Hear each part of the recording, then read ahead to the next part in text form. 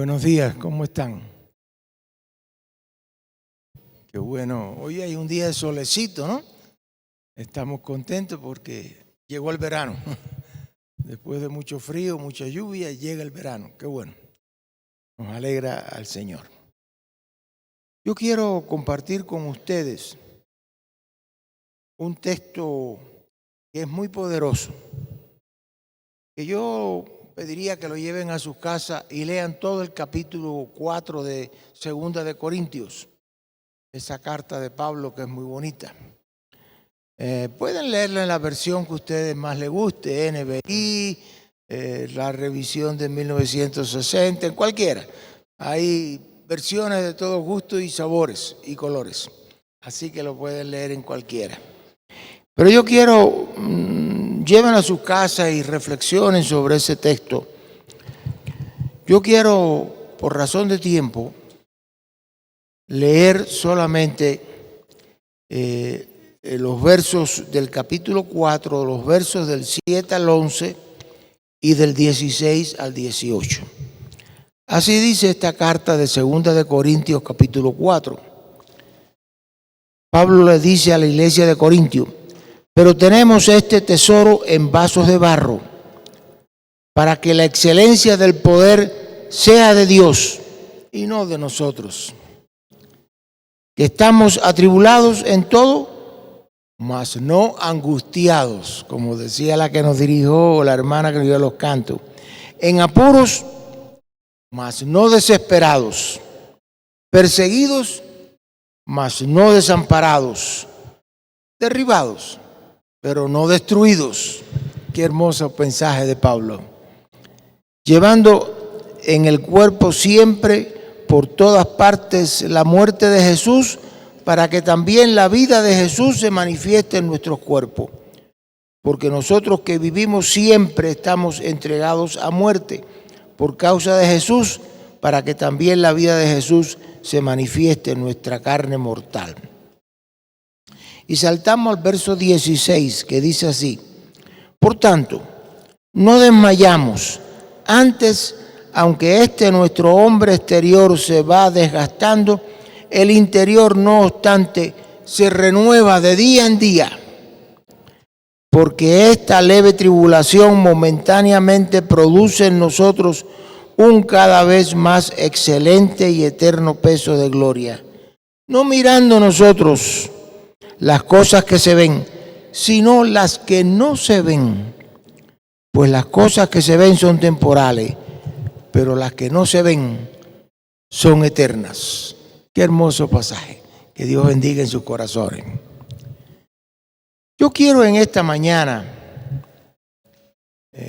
reflexionar y hacernos pensar. Muchas veces no queremos pensar. Y eso es malo. Hay que reflexionar y estar convencido.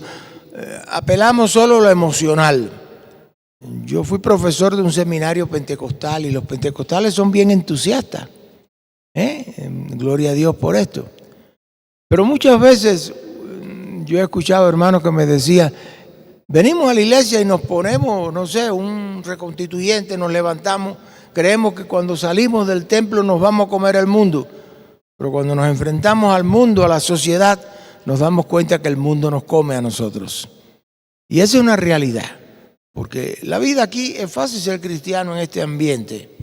Lo difícil es ser cristiano en la sociedad, bien difícil. Y yo quiero reflexionar con ustedes, pensar con ustedes, y trataré de ser lo más concreto posible. Hoy vivimos un desencanto generalizado en la sociedad contemporánea.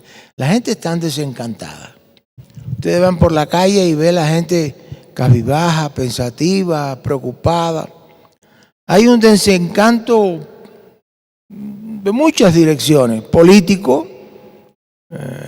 Ya creo que todos estamos un poco cansados de los partidos y demás. Hay un desencanto social, es decir, la gente ve que hay mucha injusticia, pero ¿qué hacemos? Hay un desencanto ideológico, ya la gente no come en cuento, ¿no? Quieren saber la verdad. Y hay incluso un desencanto religioso. Hoy todo se vende. Es tan fácil ser religioso, ¿no? Y muchos dicen, bueno, yo soy espiritual, pero no religioso. Yo no quiero saber nada con ninguna iglesia. Yo tengo mi fe. Eso es negativo. Siempre los desencantos son problemáticos. Y yo diría que hoy hay tres corrientes en el mundo de hoy, que es un mundo bien conflictivo, muy peligrosa, que nos afectan actualmente. Uno es la mal llamada modernización de las sociedades. Oiga, hoy bajo ese esquema de modernización, siempre estamos cambiando. Está bien, yo creo que los cambios son buenos, pero hay que tener cuidado. No todos los cambios son buenos, ni todos los cambios son provechosos. Y en nombre de la modernidad, cambiamos tanto que cambiamos de todo. Cambiamos de sexo, cambiamos de mujer, cambiamos de esposo, cambiamos de todo. Y hoy no hay nada que valga la pena. Y entonces, yo creo que hay algunas características en la sociedad de hoy que debemos cuidarnos. Una es el individualismo extremo. Yo creo que cada uno tiene su valor, pero hay un individualismo que me interesa yo y ya, punto. La vida comienza conmigo y termina conmigo y se acabó. Hay un fuerte individualismo en la sociedad. Si usted sale y se pone a pensar, cuando salgamos un poquito o aún aquí, vamos a encontrar que hay muchos hermanos y hermanas que tienen muchas necesidades y nosotros nos preocupamos solamente de nosotros. Tengo yo y ya que no tenga más. En estos días estábamos preocupados por una amiga a quien apreciamos mucho y trabaja en el sector público. Y la llamamos para decir, oye, ¿cómo estás? ¿Cómo te va? Y me dice, bueno, por suerte hasta ahora estoy bien, pero tengo un gran dolor porque tantas compañeras mías y compañeros míos muy valiosos están saliendo que yo no sé qué va a pasar. Y yo creo que me gustó mucho que ella, en medio de su dolor y de su angustia, se preocupara no solamente por ella, sino por los demás. Y creo que hay veces que tenemos que preocuparnos por los demás. ¿Qué nos va a pasar? Una tendencia también es el mercado y el dinero. Hoy todo es mercado, todo es dinero. No importa. El problema es comprar. Tener dinero. Y dinero es el nuevo Dios. Incluso hoy no nos valemos por las necesidades, sino nos valemos por los deseos. Sobre todo en los jóvenes. ¿Qué es lo que desean? Un celular última generación. De esos que se llaman inteligentes. Yo no sé si yo soy inteligente, pero el celular tiene que ser inteligente.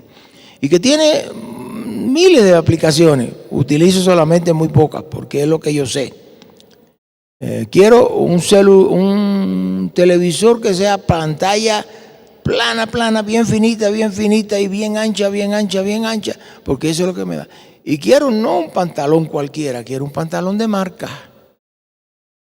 Quiero un jean, así le llaman, ¿no? Que tenga una marca aquí que me distinga, porque eso es lo que me da prestigio, eso es lo que me da poder. Las cosas temporales nunca dan poder, nos crean falsas ilusiones. Y yo diría también, hoy hay la tecnología y el conocimiento es lo que impera. Todo el mundo te pide tecnología. Antes de preguntar tu nombre, lo primero que dice, ¿qué sabes de tecnología? Yo no sé nada. Para mí la tecnología todavía es yo me pongo en la computadora y me parece un perro que me quiere morder, ¿no? Es decir, los jóvenes juegan con eso. Nosotros los viejos, ¿qué trabajo pasamos, no? Y ahora todos lo piden en clave. Ya yo no sé cuántas claves tengo, ¿no? Y la clave para ser hijo de Dios es una sola: amar a Jesucristo. Eso es lo importante. Y hoy también vivimos mucho más por los deseos que por las necesidades. Tener un trabajo, tener una casa, tener esto, tener educación. Ya eso son secundarias. Lo que nos interesa son los valores superficiales de esta sociedad. Tenemos también un problema que es la promoción de la violencia. ¿Qué sociedad tan violenta vivimos? Pucha, qué odio hay. Yo no reconozco. El otro día conversaba con un grupo de amigos y decimos, no conozco el Ecuador de ahora.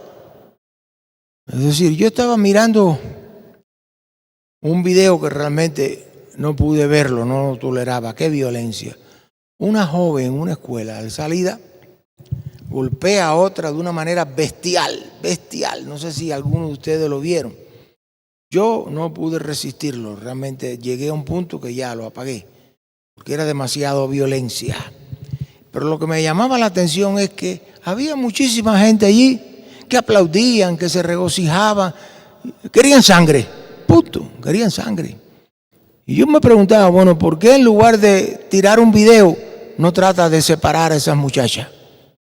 Pero no, esas no son las reglas del juego. La regla del juego es que seamos violentos.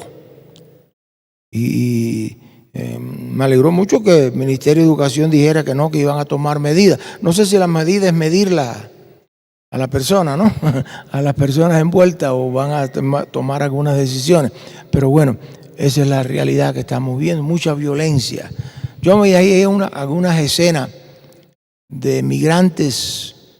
Yo conozco la situación de lo que es ser migrante en Estados Unidos. Yo no me imaginé nunca esa situación. Una policía que es bestial, golpea, le da puños, tira por el suelo a la gente y se lo lleva preso y los manda a lugares muy inhóspitos, como el Alcatraz de los Caimanes, ¿no? Ahí en Miami, otro, ¿no? O en Salvador, etcétera. Y tú dices, bueno, ¿y esto qué cosa es? Un migrante, por desgracia, tiene que irse por cuestión muchas veces económica, sobrevivencia, lo que fuera. Pero no es un delincuente. Delincuente es otra cosa. Y nos tratamos como delincuentes a todo el mundo. Y puede ver que hay algunos que son delincuentes, pero no son la gran mayoría. La gran mayoría son seres humanos que necesitan. Y creo que todos nosotros tenemos familiares, amigos que están en esa situación. Y yo me decía, bueno, ¿por qué una sociedad que está odiando al que es diferente? Al que no es igual que yo, lo odio. ¿De dónde? Ecuador es una sociedad de brazos abiertos, de hombres y mujeres nobles, sanos. ¿De dónde ha salido esta violencia, este odio, este sed de venganza?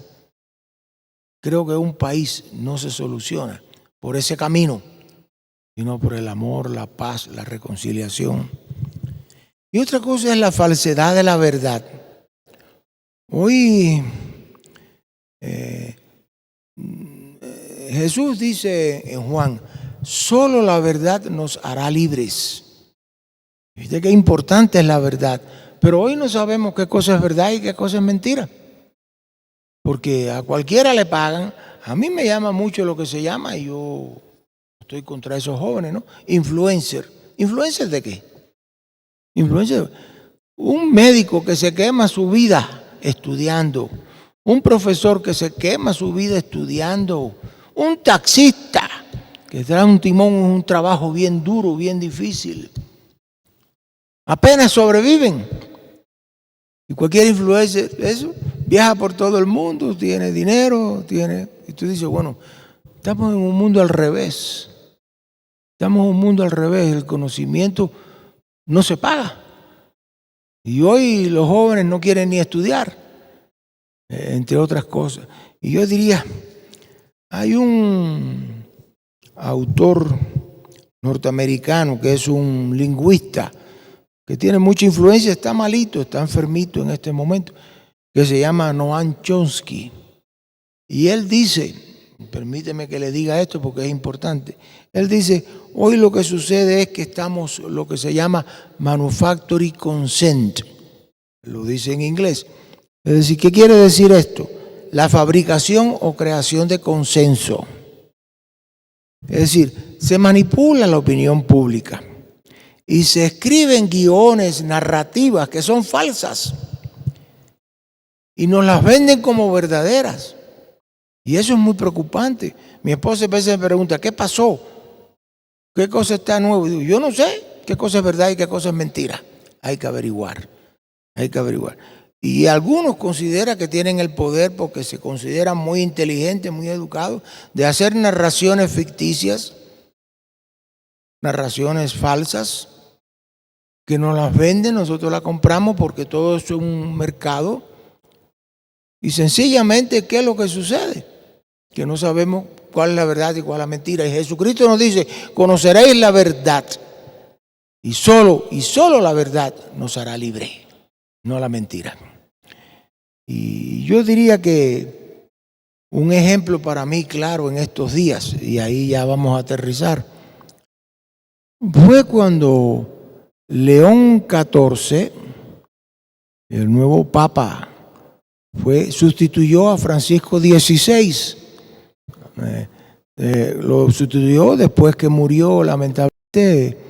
No discuto que ambos sean grandes papas, pero había una campaña, una serie de bulos, yo me puse a investigar, y eran bulos, eran mentiras, que te decía, era uno tras otro, yo no sé cuántos eran, yo no los conté, que te decía antes, y muchos evangélicos se convertían al catolicismo.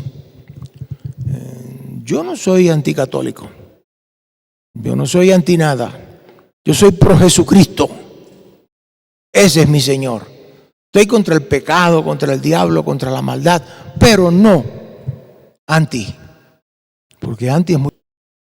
Entonces yo me puse a investigar y me di cuenta que más que ser anticatólico, y ojalá la Iglesia Católica pueda encontrar su camino, lo que me hizo es, ¿por qué yo soy evangélico? Preguntarme. Porque algunos son evangélicos porque no son católicos, no.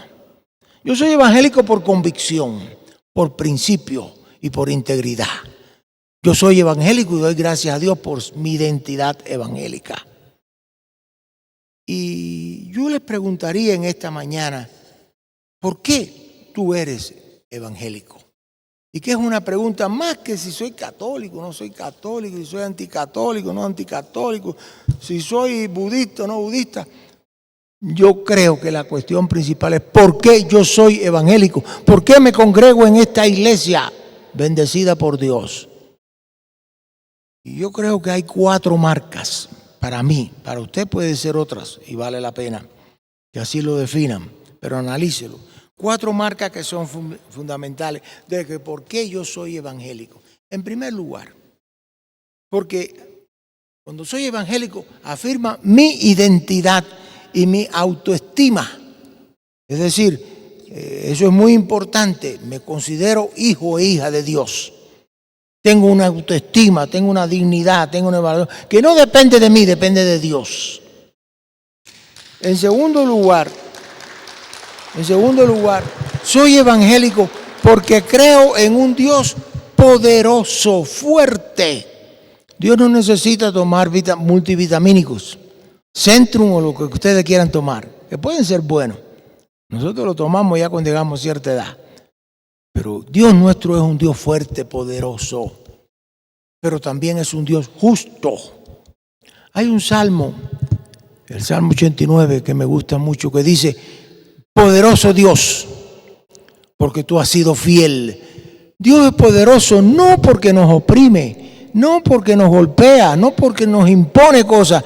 Es poderoso porque es fiel. Busquen en la Biblia donde Dios ha fallado al pueblo. Jamás Dios le ha fallado al pueblo. Aquí no pueden fallar todo. Pueden fallar las esposas, pueden fallar los esposos, pueden fallar los hijos, pueden fallar los nietos, cualquiera. Puede fallar el pastor, puede fallar el pastor. Lo único que no falla es Jesucristo, Dios en Jesucristo. Por eso es que creemos en la cruz. Y la cruz vacía, porque Cristo no está en la cruz crucificado. Cristo ya resucitó. Si es importante para nosotros, no es el Viernes Santo, es el domingo de la resurrección, porque afirmamos la vida en Cristo. Bendito sea Dios por esto. Y eso es poderoso. Dios, eso es poderoso. Porque Dios es un Dios justo.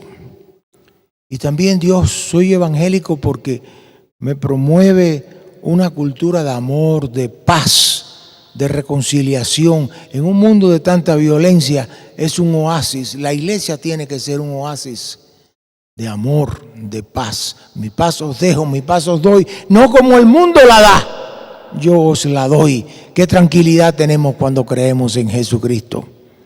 Y en último lugar, es porque soy evangélico, porque poseo una esperanza verdadera, que es viva y que es sanadora, que me sana, que me restituye.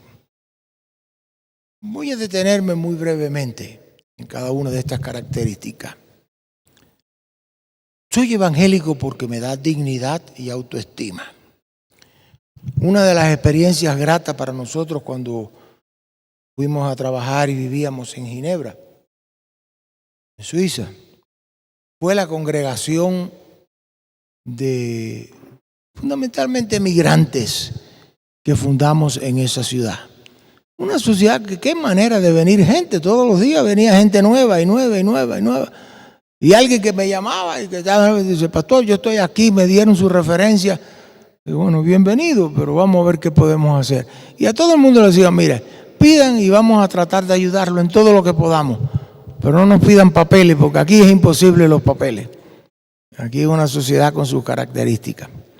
Y yo recuerdo que habíamos hecho esta comunidad y un día estaba muy deprimido, estaba triste. Y un hermano se me acercó y dice: pastor, ¿qué le pasa? Digo: no me pasa nada, pero mira lo que aconteció. El jefe de la policía, nosotros lo habíamos ayudado en la cárcel y habíamos hecho una serie de tareas. Y él estaba agradecido con nosotros. Y un día me llama y me dice: pastor, siento decirle, pero vamos a deportar a 5 ecuatorianos. Y yo me sorprendí y le dije: oye, pero en eso no quedamos.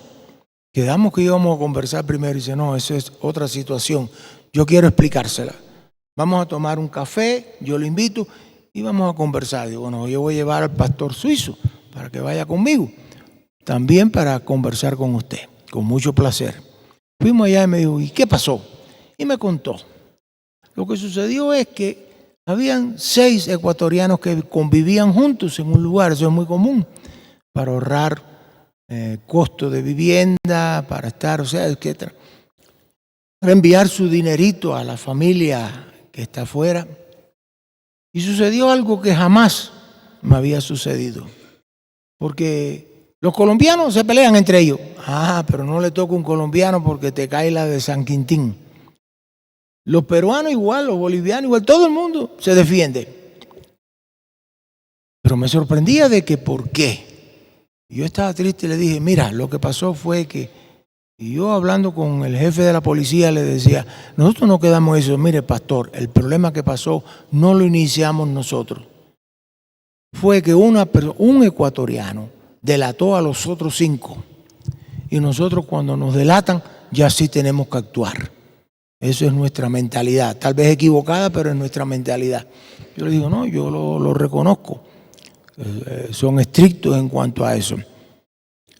Pero vamos a hacer una cosa. Al final, después de una larga conversación, déjenos a los 5 que van ¿cuántos días tienen? Me dijo, ¿cuántos días? Yo digo, nosotros nos vamos a encargar que ellos se vayan. Él se sonrió y me dijo, ¿por qué se sonríe? Le pregunté. Me dijo, no, porque yo sé que ustedes lo van a sacar por Francia y van a entrar después por Alemania. Porque esa es la regla del juego. Entonces yo le dije, bueno, yo lo único que le pido es que tenga misericordia de ellos. Me dijo, no se preocupe, pero deben salir para hacer cumplir las leyes. Y yo le digo, está bien. Y fuimos el pastor suizo y yo y hablamos y los muchachos nos dijeron, lo entendemos, pastor, nosotros nos vamos. Yo le digo, bueno, aquí tienen las puertas abiertas, cuando podamos hacer algo, pues nos avisa. Y lo llevamos hasta la frontera y pudieron pasar. Y bien, entonces, pero el jefe de la policía me dijo, pero el 6º que denunció, de eso me encargo yo. Y yo le dije, sí, no hay problema. Y me dijo, yo me voy a encargar y ese sí se va a deportar. Y yo me voy a encargar de montarlo en el avión y que regrese a su país. Y yo estaba muy triste. Y cuando estaba tan triste, porque eso era algo nuevo, me dolía. ¿Cómo es posible eso? Si todos eran ilegales también. Un peruano se acercó y me dijo, pastor, no se ponga triste, esto sucede, la vida es así. Y me dijo, ¿usted no conoce la brincadera, el chiste, el cacho, no sé cómo decirle, de los cangrejos? Me digo, no lo sé. Dice, mire, hay una historia, un cacho, que es de los cangrejos, que habían cangrejos de distintas nacionalidades. Todos los cangrejos estaban puestos en un recipiente con una tapa porque escapaban. Pero los cangrejos ecuatorianos eran los únicos que no estaban tapados y no se escapaban. Y eso intrigó a todo el mundo. Y bueno, a ver, ¿usted sabe lo que sucedió? Que cuando uno de esos cangrejos quería escaparse, los otros lo alaban hacia abajo. Y caía. Y aquello, bueno, no fue consuelo, pero me reí, tuve que decirle, digo, ustedes los peruanos son terribles, ¿no? Qué bueno. Y ahí conversamos. Pero yo diría que Jesucristo nos da dignidad, nos da autoestima. Cuando nosotros nos mudamos de Ginebra a Ecuador, ya hace muchos años, ya mucho más que algunos jóvenes de acá, ya casi llevamos más de 25 años. Yo recuerdo que cuando nos llegamos, sí no nos gustaba, que mucha gente nos decía, mi jefecito, mi patroncito, y yo no podía más y le dije, oye, yo no soy ni patrón ni jefe de nadie aquí. No, entonces no me digan más así porque eso no me gusta. Y bueno, ahí nos entendimos. Pero un día, cuando nos mudamos, llegó la mudada con un reloj suizo ahí, bien hecha, bien estada, y nos trajeron todo sin problema. Y esa tarde que nos llegó la mudada, Pedro, un indígena muy pobre, que trabajaba en el edificio, ya él está trabajando en construcción hoy, pues ganaba más. Subió, estuvo con nosotros, nos explicó todas las cuestiones del edificio, etc. Al otro día, cuando yo bajo, veo que Pedro está leyendo la Biblia. Y se me ocurrió preguntarle, oye, Pedro, ¿tú eres evangélico? Dice, sí, pastor, yo soy evangélico.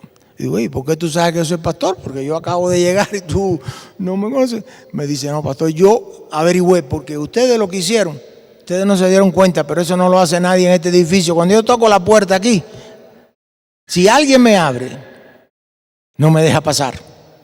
Y ustedes no solamente me dejaron pasar, sino que compartieron lo que estaban comiendo, porque no tenían la comida hecha, no había nada con qué cocinar, etc. Pero ustedes lo que había ahí, las pizzas, las cosas, las compartieron conmigo. Y yo le dije, esto tienen que ser diferente. Y al otro día, cuando le dije, Pedro, ¿y por qué tú vas a la iglesia evangélica? Dice, pastor, yo soy pentecostal. Y voy a una iglesia en el sur. Y yo voy, ¿tú sabes por qué yo voy? Es muy sencillo. Porque cuando yo ando en la calle, en este edificio, donde quiera, soy Pedro, el indígena pobre. Todo el mundo me discrimina, todo el mundo me odia, todo el mundo me tira. Pero cuando vengo a esta iglesia, soy Pedro, el Hijo de Dios, ¿no? Y ahí yo me doy cuenta de que soy bendecido por Dios. Aquí no importa qué título usted tenga.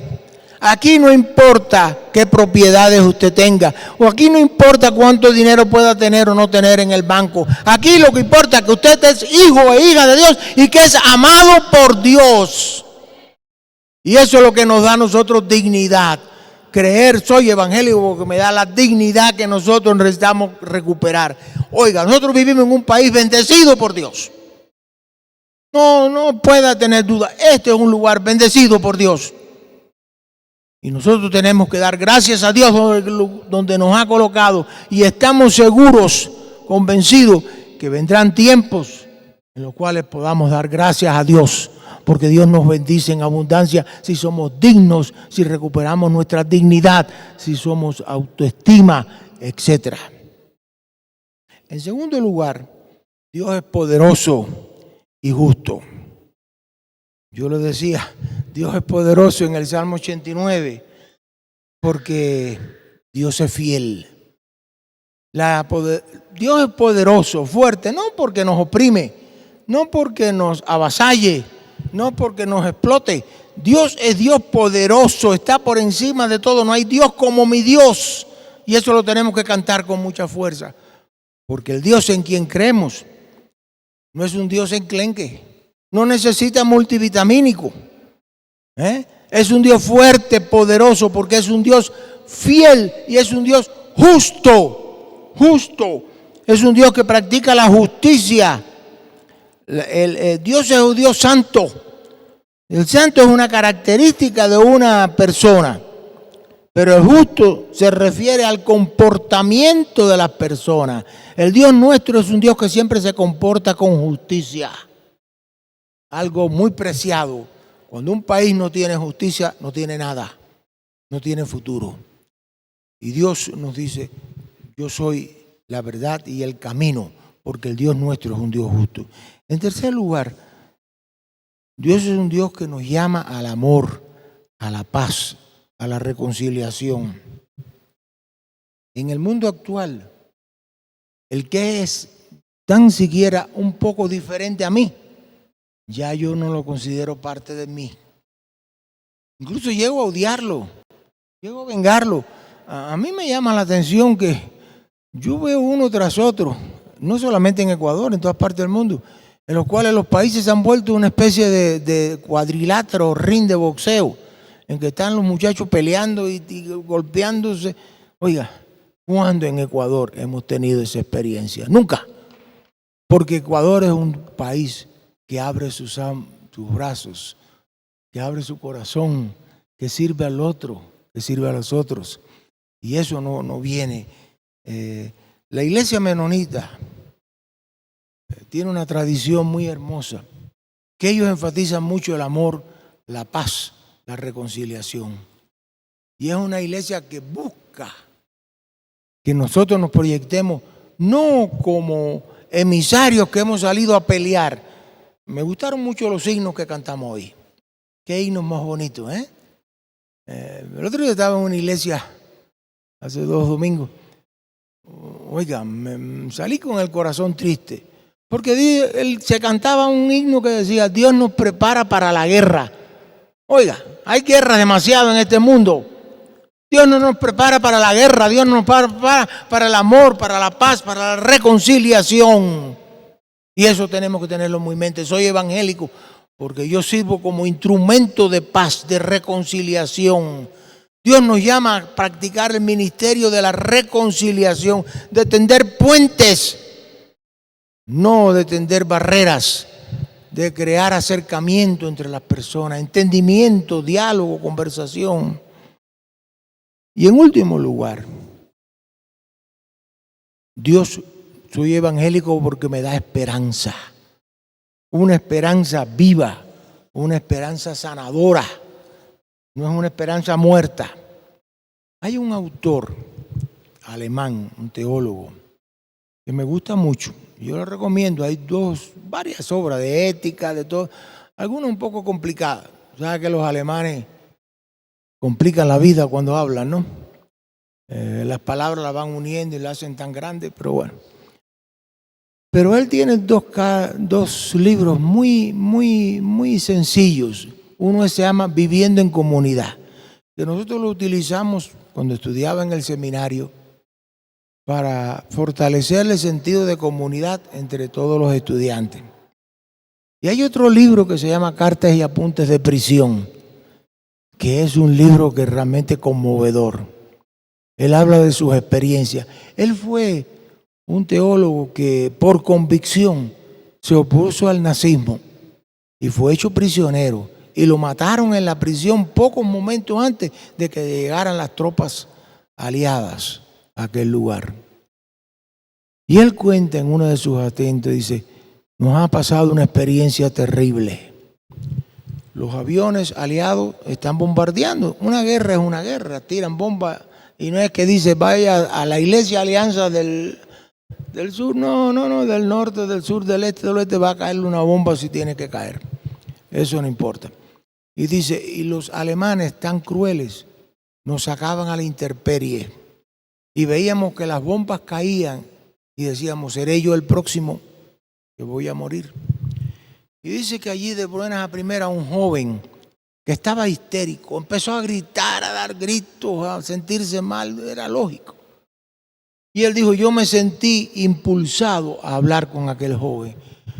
Pero me dije a mí mismo, no, Dios no quiere personas que sean convencidos a la fe por su debilidad. Aquí no estamos porque somos débiles, porque venimos porque tenemos esperanza contra todo pronóstico.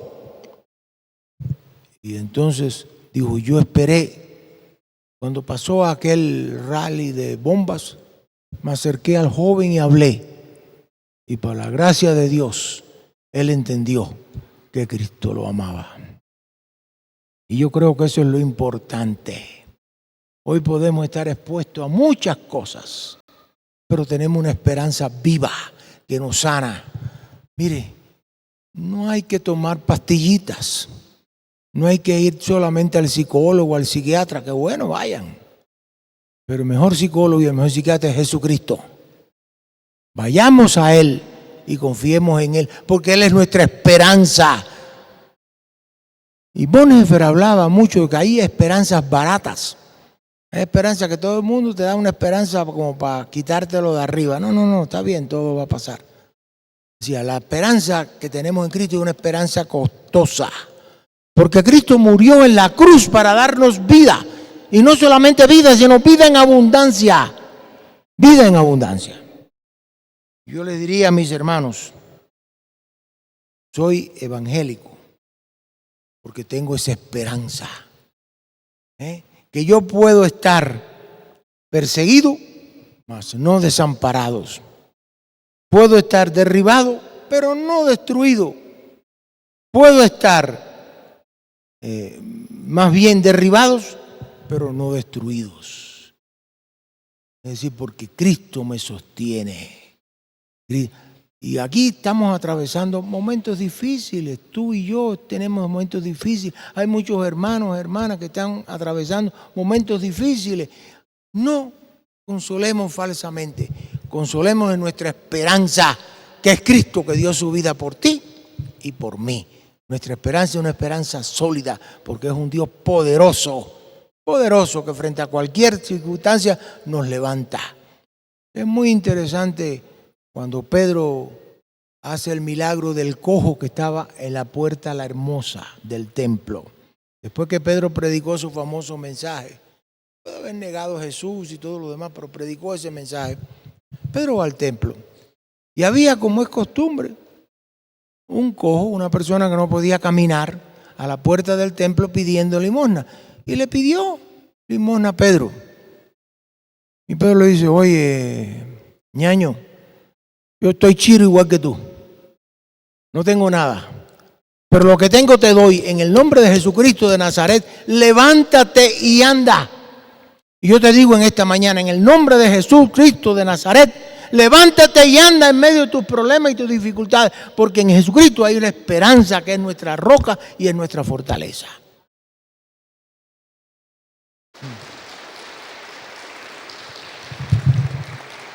Yo quiero concluir este sermón invitándoles, primero, a que afirmemos una vez más nuestra fe en el Dios en quien creemos. Afirmemos nuestra fe en ese Dios que no es un Dios cualquiera. Recuerden, estamos atribulados, pero no desesperados. Estamos en apuro, pero no angustiados. Estamos perseguidos, pero no desamparados. Estamos derribados, pero no destruidos. Y también afirmemos nuestra identidad evangélica. ¿Por qué yo soy evangélica? Hoy tenemos que hacernos muchas preguntas. Muchas veces una pregunta bien formulada es más importante que una respuesta equivocada. Y lo que Dios nos dice hoy, que yo soy evangélico, me dice a mi corazón, porque sencillamente hace afirmar la dignidad que poseo en Cristo. Mi autoestima en Cristo, no necesito nada para saber que soy hijo amado de Dios. Yo soy importante delante de Dios porque me ama y me ha hecho importante. Yo creo en un Dios que es poderoso, que es fuerte. No hay Dios como mi Dios. Y eso tenemos que estar seguros, que no hay Dios como mi Dios. Porque es un Dios que es fuerte, porque es fiel, porque es justo, porque practica la justicia. También soy llamado a promover en medio de un mundo de tanto conflicto, de tantos odios, de tanta venganza, de tanta violencia, a proclamar y predicar la cultura de paz, la cultura de amor, la cultura de reconciliación. Nuestras iglesias tienen que ser lugares de reconciliación. Todos pensamos distinto y eso no hay problema, pero todos nos reconocemos como hijos de Dios y eso es grande. Y en último lugar, porque en medio de tantas dificultades, en medio de nuestros problemas, Dios es nuestra esperanza. Por eso yo les invitaría ahora a que reflexionen, a que en silencio se pregunten por qué yo soy evangélico. Ustedes pueden tener otras respuestas, no hay problema. Pero usted, ahí en silencio, vamos a ponernos en pie para orar a Dios. Aquellos que quieran afirmar su fe y su fe evangélica. ¿Por qué yo soy evangélico? Pongámonos en pie. Al final el pastor, que voy a pedir que pase, nos tiene una sorpresa. Nos tiene una sorpresa de mi identidad evangélica.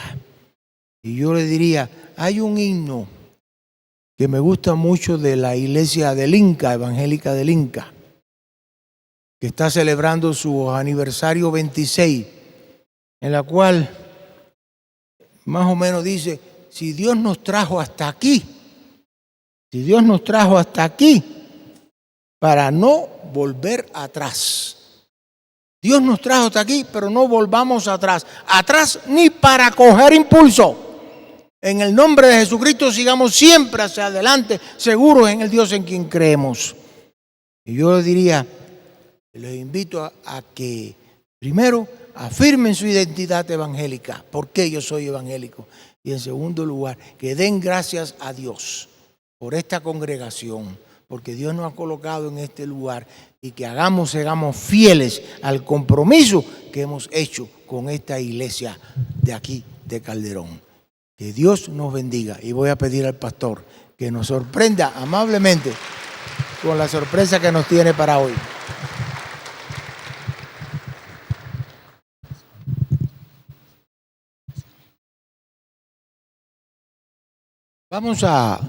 El pastor me pide por cuestiones tecnológicas que oremos y vamos a orar brevemente. Cerremos nuestros ojos. Señor, te doy gracias por mi fe evangélica, porque tú eres grande y porque tú me das esperanza. No importa cualquier situación que viva, en ti y en la fe evangélica que tengo, pongo mi confianza. Te doy gracias, oh Dios, por esta congregación y permite que podamos renovar nuestra vida y que podamos ser fieles a este compromiso que hemos adquirido con esta congregación. En tu nombre oramos. Amén.